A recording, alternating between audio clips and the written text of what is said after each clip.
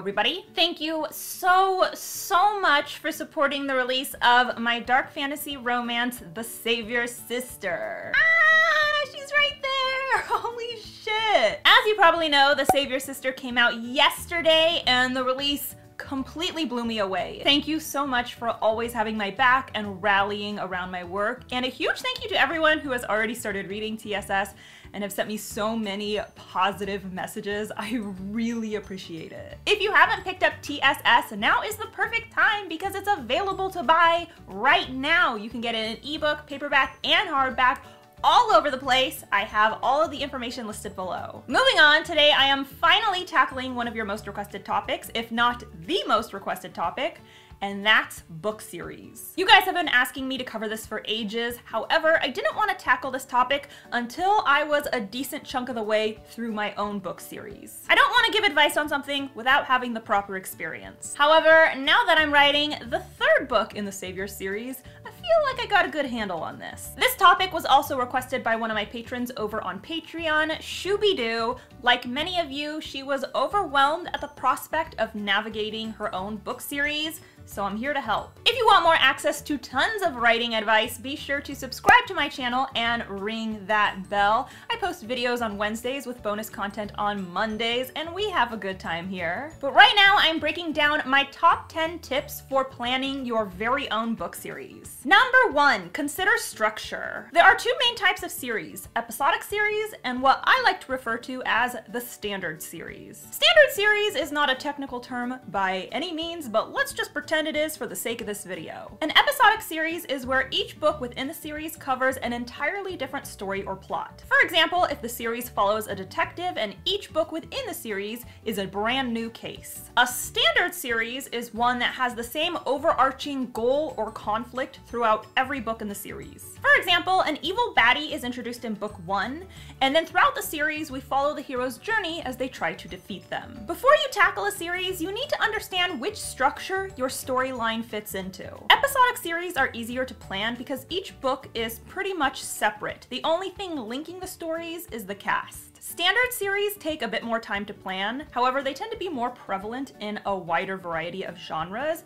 and they are pretty desirable to authors who are planning a very complex plot. Number 2, divide up the plot. If you're writing a standard series, that means each book within the series revolves around one goal. Reclaim the kingdom, take down the capital, save the galaxy. The thing is, every single book within the series needs to have its own plot or goal. A plot is structured as an inciting incident, rising action, climax, and resolution. And each book within the series needs to contain this structure in order to entertain and engage readers. Thus, you need to divide your overarching plot into mini plots, one mini plot for each book. Say, for example, the overall goal of your series is to defeat an evil sorcerer. Maybe the plot of book 1 revolves around finding the sorcerer's enchanted staff. The plot of the second book is about summoning the sorcerer's exiled army, and the plot of the third book is about using the staff and the army to defeat the sorcerer. These plots never veer away from the main goal, but they still stand on their own as individual stories. Each book needs to have its own individual plot while carrying the series forward. Number 3, divide up the subplots. If you're writing a series, particularly a standard series,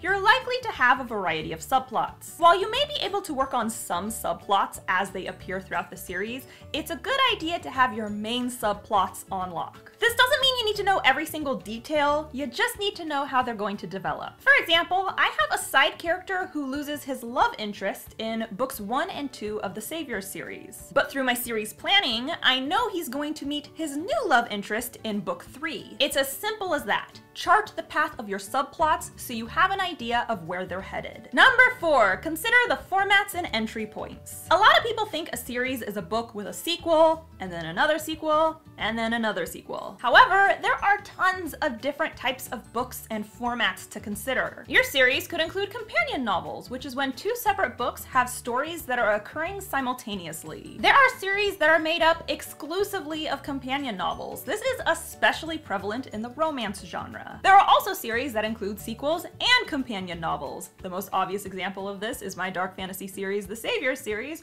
where the first 2 books, The Savior's Champion and The Savior's Sister, are companion novels. There are also prequels to consider. Are you gonna go back in time and give the readers a look at what the world was like before the story came to be? And of course, there are spin-offs, where a side character or the offspring of one of the characters gets their own story. Consider the different types of books you can include in your series. This will create more entry points for readers, which is always a good thing. Number 5. Character arcs. This is important to consider before you start a series, particularly when it comes to the main character. It helps to have an idea of where you want your main character and the most important supporting characters to end up once the series is over. This is not to say that you need to have every aspect of their personality figured out. I just mean a general idea. For example, is your main character going to turn evil and then eventually die? This is specific enough to give you direction, but vague enough to give you creative wiggle room. With the Savior series, I know exactly how the story ends for the main characters. I also know the major hurdles they're going to face along the way, but the wiggle room comes down to personality. I know the path of their arc, but not necessarily how it's going to change them as people. Number 6.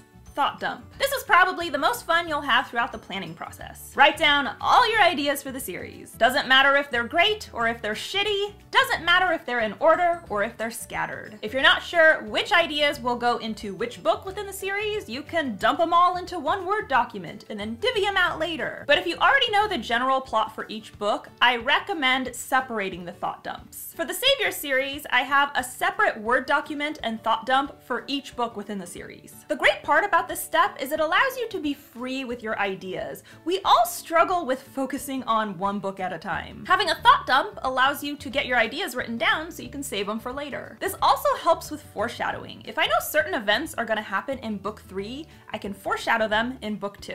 Number 7, create the structure. Once you've determined the plot, subplot, and character arcs, and you've got your thought dumps going, it's time to create a general structure for your series. Note I said general. I'm not asking you to create a detailed outline of every book within your series. We will touch on why this is a bad idea later. But give yourself a vague guideline of how each plot is going to unfold. This is where it pays to look at the general plot format: inciting incident, rising action, climax, and resolution. Nail down these points for each book, considering all the details you've already amassed. You shouldn't have more than a page of information for each book because, again, we're keeping it simple. This should only take you a day or maybe even an afternoon to figure out. Number 8. Outline. Specifically, outline the book you're writing right now. If you are starting a brand new series, that means it's time to outline book 1. Nothing else. With all the details you've generated, you should be at a good starting point for whipping out this outline while taking the rest of the series into consideration. Now that you have a general idea of how each subsequent book will unfold, you should be able to sneak in some foreshadowing, maybe some Easter eggs or breadcrumbs. Outlining at this point should be fun because you have so much information you get to pick and choose which of it should be presented in this particular book. Number 9.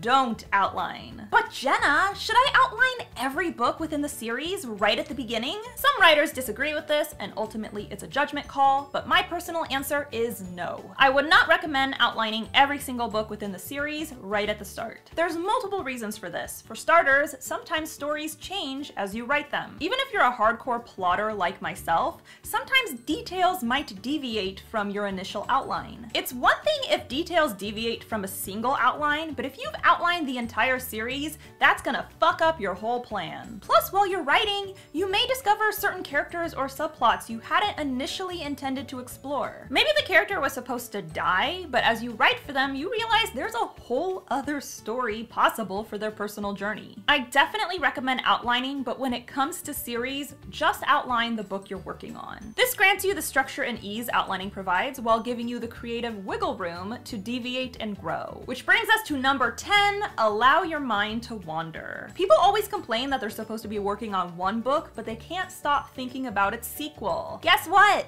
That's fine. Yes, you want to get words on the page, but when it comes to a series, there is so much potential story to explore. If you get a new idea to tack onto your series, whip out the applicable thought dump and jot it down. Again, multiple entry points are a blessing. It gives readers different avenues to potentially fall in love with your work. Don't be so hard on yourself for having a wandering imagination. That is an asset to writers. Let your thoughts flow freely and write down all of those juicy ideas. You'll be glad you did. So that's all I got for you today. A huge thank you to Shooby-Doo for requesting this topic. If you'd like the chance to have a video dedicated to you, or if you want access to tons of other rewards, check me out on Patreon. We have an exclusive writing group. You get early access to videos. There's a monthly live stream. There's signed merch. It's super awesome. I've got the link listed below. And again, thank you to everyone who made the release of TSS so amazing. I could not have done this without you. If you haven't ordered the Save Your Sister yet, get on it right now. It's available in ebook, paperback, and hardback. It's available all over the place at all major retailers. I have the links listed below. Don't forget to subscribe to my channel. I post new videos on Wednesdays, and if you want to be alerted as soon as I upload, ring that bell. And be sure to follow me on social media. I'm on Instagram, Tumblr, Facebook, and of course you can tweet me at Jenna Moreci. Bye! Hey, everyone, I'm Flynn. I fucking love myself. So if you love me, and you don't mind a bit of Jenna, then why don't you press the fucking subscribe button? You know you want to, because then you get to hear more of me. Anyways, press that button, ding the bell, and we'll have a great fucking time.